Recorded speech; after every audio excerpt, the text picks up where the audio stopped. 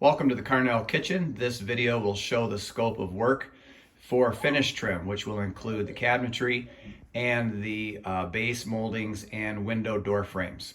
So we're going to start by walking in the kitchen, and we'll go to the corner here.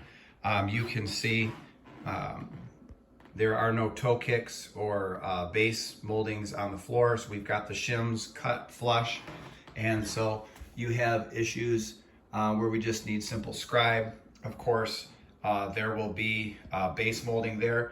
And just before we continue, the home has original 10-inch, 12-inch mahogany baseboards throughout, and we've removed those.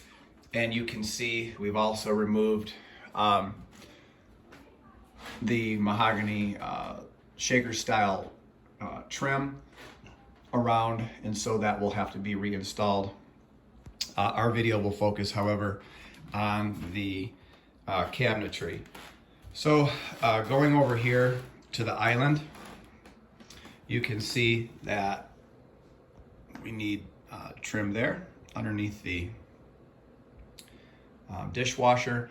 And this panel here is the sub panel. We have the finished panel still to be cut and installed on top of this that matches the cabinetry.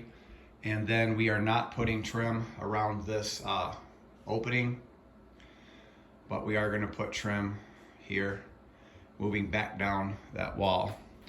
And of course, we're up in the air whether we cut this off flush here at the corner or keep that that door casing going straight down. Moving here to the butler's pantry, you can see the little piece of trim there. Close the gaps basically on the sides of the butler pantry, in addition to the toe kicks. This is a good opportunity to visualize. You can see that we removed the mahogany base right there to put that on. We have all the trim pieces labeled and stored. And going up here to the top, you can see we need a piece to the right and to the left, and something up here. Kind of shows you what's going on there.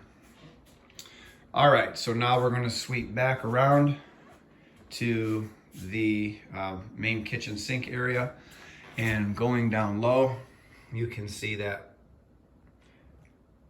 we need some molding down there, some base molding and a toe kick. And even going into that little nook, which we'll get to that in a minute.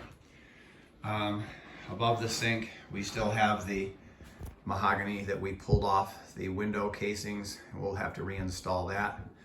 But that won't happen until after we put the backsplash on.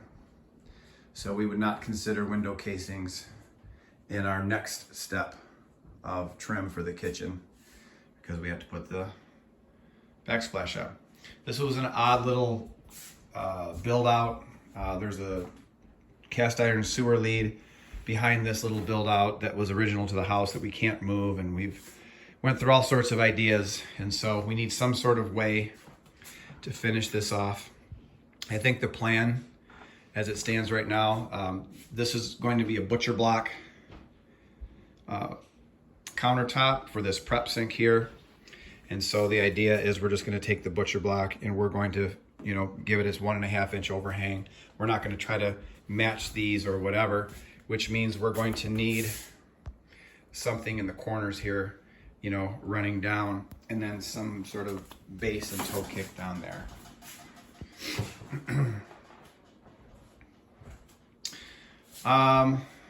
This door frame was pulled out, so you can see that'll be part of the window casing project, I'm certain, with the door frames and the base moldings. Moving over here to the stove, you can see just a little piece of scribe there between the cabinet and the wall would be necessary, and then finishing off down here again with some base trim or some toe kick or whatever we decide to do. Same thing with down there. And I think this piece over here above the stove, we're going to need something to close the gap there, and then up there. Now, this was the unique part of the house And so we're past the point of knowing who did the problem or what happened.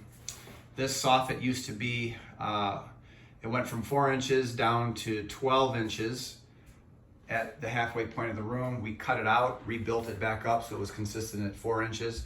And in doing so, you can see how the gap there, which is about 1/2 inch to 3/4 of an inch, starts to become much larger by the time you get over there to the right. It's probably a good 1.5 inches. The full solution would be to break it all down, rebuild that ceiling. We're not doing that. So we're going to have to cosmetically live with whatever gets installed, and we are okay with that. So that would probably be the more difficult part. Underneath the cabinet here, all this gets full backsplash all the way up to the ceiling, because there'll be a stainless steel oven hood being installed, hence the duct and the plug that you see there. So any other questions or thoughts, don't hesitate to reach out, but this would conclude the trim necessary for the Carnell kitchen.